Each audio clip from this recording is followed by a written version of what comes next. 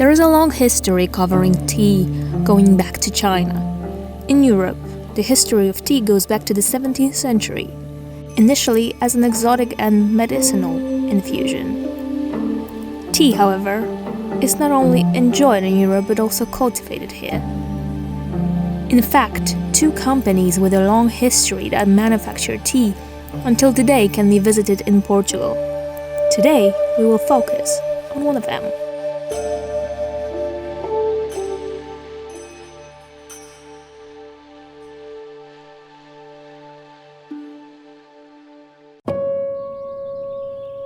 On the north coast of the island of Sao Miguel, there's a land loaded with fields of tea plants, with the Atlantic Ocean on the horizon and a white traditional building with red letters indicating Gorreana. Several versions explain the introduction of tea to the island of Sao Miguel. Many believe that it was brought to the Azores from a garden in Rio de Janeiro.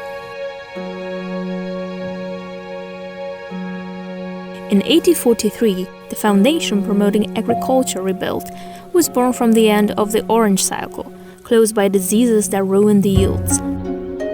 In fact, in that time, some of the most important gardens of Sao Miguel were created. Crops were developed to replace the orange, such as tobacco, pineapple, and other crops with less economic value, although important enough to overcome the crisis of the orange cycle. A few months later, José do Canto, as the first person, tried tea farming, unfortunately with no luck. For the next 30 years, until very 1873, many, including José, persistently cultivated and tried to produce tea in the Azores, but it was too sour to drink. They came to a conclusion that it was time to take it further. Later, in 1878, 2 Chinese men from Macau, Lao Pan and Lao Tang, were hired by the Portuguese with the intention of teaching cultivation and preparation of tea. They arrived and the newspapers described them as, "Already among us are the Chinese who've come to the practice of tea. They have arrived in the Lucy ship and disembarked in the European way, bringing their hair wrapped around their heads. They are young, but they already have little Chinese children. The mentor tells us that they will wear their former clothes next Sunday and they will take a walk through the city."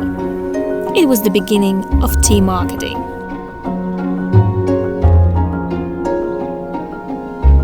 Even though the seeds of tea plants that came with the Chinese were fruitless due to the damage caused by the long trip, there was no need for them. The Portuguese provided about 2 bushels of the most valuable seeds for further multiplication. As a result, the matriarch, Emelinda Gago da Câmara, who as well used to produce oranges, had to reconstruct her life and started tea cultivation. The plantation of Gorreana tea began in 1874 and its first distribution started in 1883.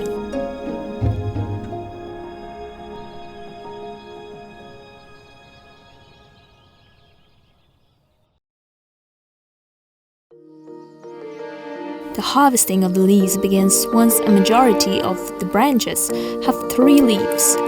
As each of the leaves has a different age, they also have various chemical ingredients. Production is done the traditional, more pricey way, in which the leaf is always separated.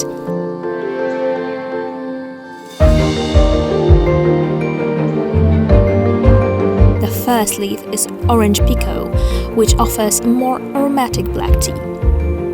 The second is pekoe, an intensive black tea, and the third is broken leaf, a large leaf.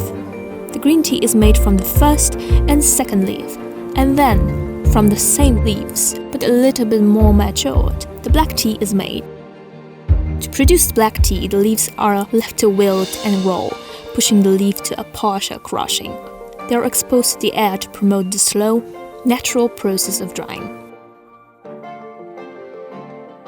To produce green tea, the leaves are sterilized with steam. They are rolled and dried utilizing the Heising method.